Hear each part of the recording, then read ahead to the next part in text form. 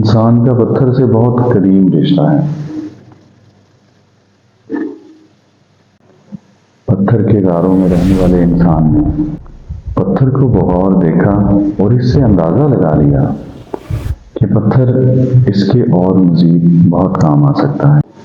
سب سے پہلے اس نے پتھر کو نہایت عام طریقے سے اپنے دفاع کے لیے بطور ہتھیار استعمال کیا اور خونخوار درندوں کو بھگانے کے لیے پتھر کے ٹکڑوں کا سہارا لیا۔ جب شعور و ادراک کی وادی میں انسان نے مزید پیش رفت کی تو اس نے نوکیلے اور تیز دھار والے پتھروں کو بطور ہتھیار استعمال کرنا شروع کیا۔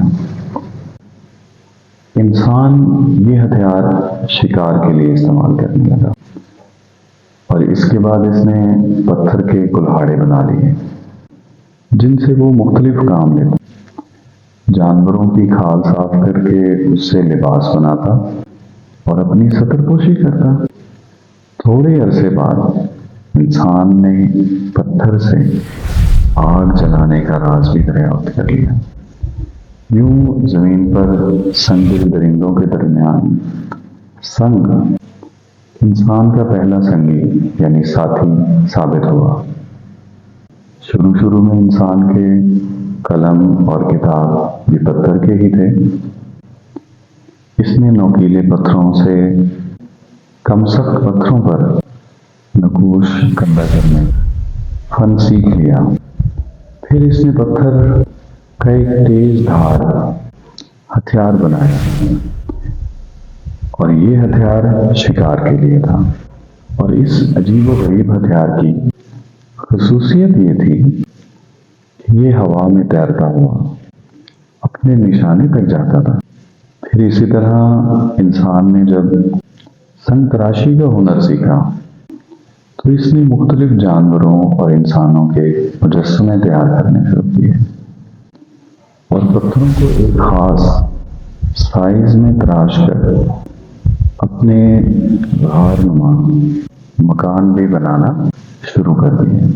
جب انسان نے پتھروں کا مزید باریک بینی سے مشاہدہ کیا تو اس نے مختلف رنگ کے پتھروں کو نہایت شوق سے دیکھا اور اپنے گھر میں یہ چمکیلے پتھر بطور آرائش و زیبائش رکھنا شروع کر دیے۔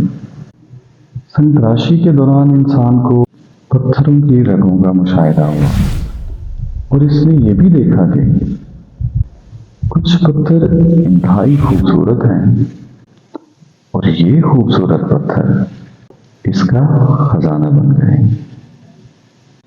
اور پہلے انسان نے پتھروں کو بطور کرنسی استعمال کیا اور وہ قیمتی پتھروں کے بدلے اپنی ضروریات کی اشیاء حاصل کرنے لگا۔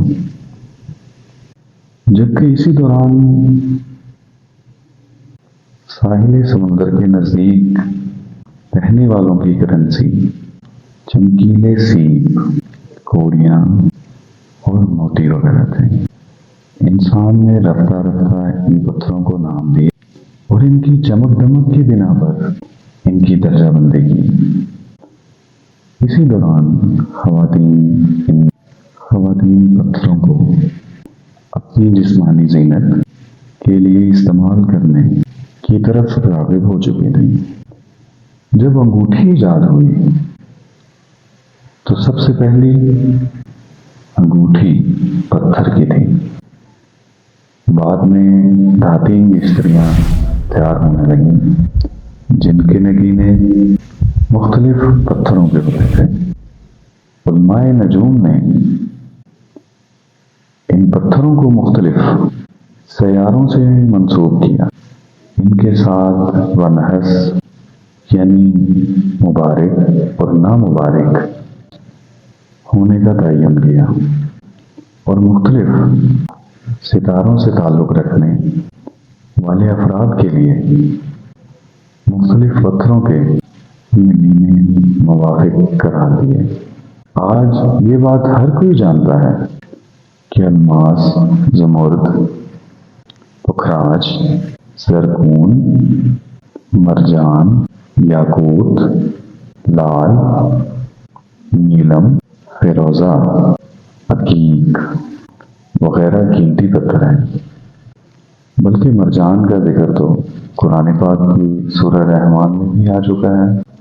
مختلف تجربات نے انسان کو بتایا کہ کون سا پتھر پاس رکھنا سود مند ہے اور کون سا پتھر پاس رکھنا نقصان دہ ہے۔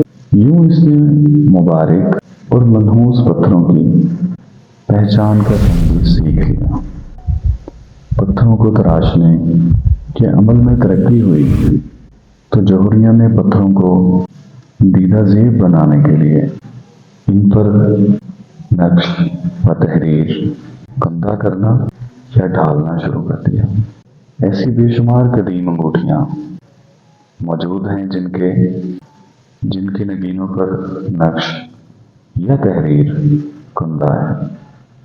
دور جدید میں نہ صرف انگوٹھیوں بلکہ زیورات میں بھی پتھروں کا استعمال بہت وسیع پیمانے پر کیا گیا، جبکہ مختلف چھوٹی موٹی اشیاء مثلاً پیالے، تلواروں کے دستے انہی پتھروں سے تیار کیے گئے۔ سائنسی تحقیقات سے یہ بات ثابت ہو چکی ہے کہ مختلف پتھروں میں تابکاری کا عمل ہوتا رہتا ہے اور یہ پتھر مختلف رنگوں کی روشنیاں جذب یا منعکس کرتے ہیں، جن کا انسانی زندگی پر گہرا اثر مرتب ہوتا ہے۔ پتھروں کی ان خصوصیات کی وجہ سے بعض لوگوں نے یہ دعویٰ بھی کیا کہ ان پتھروں کے ساتھ جنات ہیں یا ایسی غیر مرئی جاندار اشیاء ہیں جو طاقت و توانائی کی مالک ہیں اور بہت سے ناممکن کام کرنے کی صلاحیت رکھتے ہیں۔ لیکن سائنس نے اس دعوے کو باطل قرار دے دیا اور بتایا کہ دراصل پتھر اس لیے عجیب خصوصیات کے مالک ہوتے ہیں کہ ان میں اندیکھی شعاعیں خارج ہوتی رہتی ہیں۔